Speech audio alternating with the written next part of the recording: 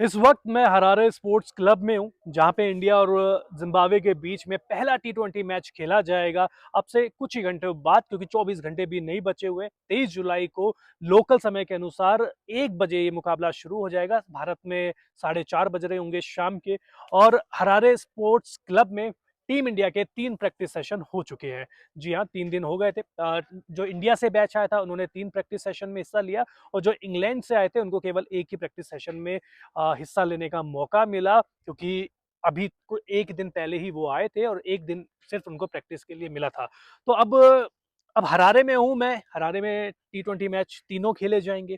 Conditions के बारे में बातचीत करेंगे, टीम इंडिया की प्लेइंग 11 के बारे में बातचीत करेंगे, ताकत के बारे में बातचीत करेंगे, कमजोरी के बारे में बातचीत करेंगे, जिम्बाब्वे कितना बड़ा खतरा है उसके बारे में भी तो बातचीत करनी जरूरी है, क्योंकि जिम्बाब्वे ने इसी मैदान पर अभी हाल ही में बांग्लादेश को वनडे सीरीज में हराया है, टेस्ट मैच में हराया है, और उनकी फास्ट बॉलिंग काफी ज्यादा खतरनाक है। तो सबसे पहले बातचीत प्लेइंग 11 के बारे में कर लेते हैं। तो देखिए, ओपन कौन करेगा? ओपन आपको करते हुए नजर आ सकते हैं वैभव सूर्यवंशी और अभिषेक शर्मा। फर्स्ट चॉइस तो यही लग रही है अभी, क्योंकि श्रेयस अय्यर ने अभी डिस्क्लोज नहीं किया प्लेइंग 11, तो अभी तक तो फर्स्ट चॉइस ये दोनों ही लग रहे हैं। और दोनों का यहाँ पे रिकॉर्ड अच्छा रहा है, दोनों के इस ग्राउंड पे शतक है। वैभव सूर्यवंशी ने अंडर 19 वर्ल्ड कप के फाइनल में शतक लगाया था। तो जो अभिषेक शर्मा है उनका तो डेब्यू इसी ग्राउंड पे हुआ था। पहले मैच में आया था शतक, नहीं, पहले मैच में आया था बतक, फिर आया था शतक, यानी कि पहले मैच में डक बनाया और फिर उन्होंने सेंचुरी लगाई थी। तो सेंचुरी वो भी लगा चुके हैं, प्लस वैभव सूर्यवंशी भी लगा चुकी है। नंबर 3 पर आपको ईशान किशन खेलते हुए दिखाई देंगे। ईशान किशन की फॉर्म खराब है ये कहना गलत होगा, जल्दबाजी होगा। हाँ, इंग्लैंड में रन नहीं आए ये बात आप मान लीजिए कि, और इंग्लैंड में मौके भी उस तरीके से नहीं मिले, कंटिन्यू मौके नहीं मिले। मैं वनडे की बात कर रहा हूँ, टी20 में उस तरीके का प्रदर्शन नहीं हुआ। लेकिन उम्मीद करेंगे कि जगह बदली है, प्रदर्शन भी बदलेगा, किस्मत भी बदलेगी, और रन दोबारा से जैसे अफगानिस्तान के खिलाफ आए थे उस तरीके से ही रन आएंगे। आईपीएल में जैसे रन बनाए थे वैसे बनाए थे। नंबर 4 पे आपको श्रेयस अय्यर कैप्टन साहब खेलते हुए दिखाई देंगे। और इंग्लैंड में ठीक ठाक प्रदर्शन रहा था टी20 में। वनडे में थोड़ा सा डिप हो गया था, लेकिन ठीक है, चलता है, इतना एक सीरीज खराब हो सकती है, लेकिन फॉर्म में है। वनडे में उन्होंने रन ज्यादा नहीं बनाए, मतलब बड़ी पारी नहीं खेली, लेकिन टी20 में एक 80 के करीब की पारी आई थी, एक 37 रन बनाए थे, तो ठीक ठाक टच में वो दिख रहे थे। अब लेकिन सवाल ये है कि क्योंकि इंग्लैंड से डायरेक्ट आ रहे हैं, एक दिन पहले आए थे, प्रैक्टिस कर रहे हैं, बैक टू बैक मैचेस खेल रहे हैं, क्या वो थकान मेंटली और फिजिकली उनके खेल को प्रभावित करेगी? मैंने प्रेस कॉन्फ्रेंस में पूछा था, उन्होंने कहा मुश्किल तो है, लेकिन मजा भी इसी में। उम्मीद करेंगे कि वो मजा ले और बड़े बड़े शॉट्स यहाँ पे खेले और बड़ी पारी खेले। फिर आपके पास शिवम दुबे आपको गेंदबाजी भी देंगे, बल्लेबाजी भी देंगे। शिवम दुबे को भी यहाँ खेलने का अनुभव है, साल 2024 में वो यहाँ पर आए थे और वहाँ पे भी उनका प्रदर्शन ठीक ठाक रहा था। कई मैच में, एक दो मैचेस में उन्होंने अच्छा प्रदर्शन किया था, लेकिन गेंदबाजी गेंदबाजी मुझे लगता है उनको और इम्प्रूव करने की जरूरत है। विकेट लिए उन्होंने इंग्लैंड में, खराब गेंदबाजी नहीं की है, लेकिन हम है ना यार, और एक्सपेक्ट करते हैं उनसे, और हम ज्यादा उम्मीद करते हैं कि और ज्यादा वो गेंदबाजी करें, और ज्यादा वो विकेट लें। हमको लगे जब वो गेंदबाजी करने आए कि यार अब विकेट मिल सकता है। तो शिवम दुबे हो गए। रिंकू सिंह, आयरलैंड में हमको किस चीज की कमी खली थी आपको याद है? मुझे याद आ रहा है, आयरलैंड में हमको कमी खली थी फिनिशर की। इंग्लैंड में हमको कमी खली थी फिनिशर की। वॉशिंगटन सुंदर, अक्षर पटेल थे, उनका प्रदर्शन अच्छा नहीं रहा था।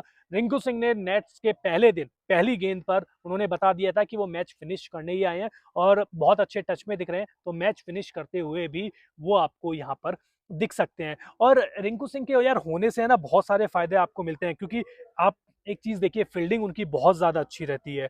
फील्डिंग उनकी अच्छी रहती है तो रन भी वो रोक लेते हैं, चाहे वो ग्राउंड फील्डिंग हो, चाहे उसके बाद फिर वो आपकी कैचिंग हो। बहुत कम आप उनको कैच छोड़ते हुए देखते हैं। तो आपके प्लेयर, टॉप ऑर्डर सेट हो गया, मिडिल ऑर्डर सेट हो गया, लोअर ऑर्डर सेट हो गया। अब गेंदबाजी में आप किसे खिलाओगे? गेंदबाजी में देखिए, हर्ष दुबे आपके पास एक स्पिन का ऑप्शन है, एक है रवि बिश्नोई। अब मैं जाऊंगा रवि बिश्नोई के साथ, क्योंकि एक प्रॉपर आपके पास स्पिनर चाहिए होगा।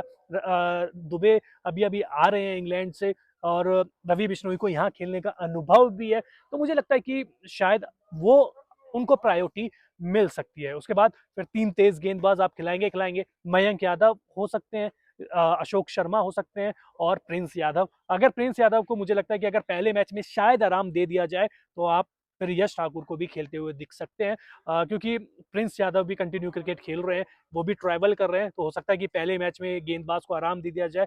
लेकिन हो सकता है ये, हो सकता है वो खेल भी जाए, लेकिन मेरे हिसाब से खेलेंगे। लेकिन अगर नहीं खेलते हैं तो मुझे लगता है कि इकलौता यही कारण होगा।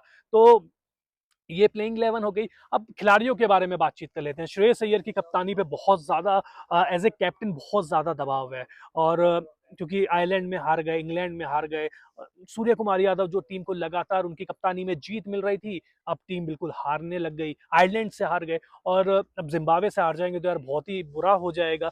प्रेस कॉन्फ्रेंस में भी उन्होंने ये कहा था कि उनसे पूछा गया था कि जब आयरलैंड या ज़िम्बाब्वे से हम जीत जाते हैं तो यही कहते हैं कि यार ज़िम्बाब्वे है, आयरलैंड है, जीत गए ना, इनसे तो जीतना ही था। हार जाते हैं तो बहुत ज़्यादा आलोचना होती है। उन्होंने कहा हाँ, बिल्कुल ऐसा होता है, लेकिन हम लोग जीतने के लिए आए हैं। तो कप्तानी पे प्रेशर रहेगा, कप्तानी पे नज़र सबकी रहेगी, उनके इंडिविजुअल प्रदर्शन पे सबकी निगाहें रहेगी। रवि बिश्नोई से मैं बहुत ज़्यादा उम्मीद कर रहा हूँ, क्योंकि इंग्लैंड के खिलाफ वो जो मैच जिसमें जैकब बैथेल ने उनके छक्कों की बारिश कर दी थी, नो बॉल उन्होंने कराई थी, नेट में ठीक-ठीक से लग रहे हैं, और उम्मीद करेंगे कि जो प्रदर्शन उन्होंने 2024 में यहाँ पे किया था, उसी तरीके का प्रदर्शन करेंगे, क्योंकि एक मैच में 4 विकेट भी उनके थे। तो रवि बिश्नोई हो गए। तिलक वर्मा के लिए यार देखिए, स्ट्राइक रेट पे आप लोग लगातार सवाल उठा रहे हैं, मतलब सोशल मीडिया हो गया, मीडिया हो गया, फैंस हो गए, तो तिलक वर्मा पे भी थोड़ी-सी निगाहें रहेंगी, क्योंकि रन आए हैं उनके, ऐसा नहीं है कि रन नहीं आए, लेकिन क्या उस गति से आए हैं? क्या जब उन्होंने रन बनाए हैं तो टीम जीती है? नहीं।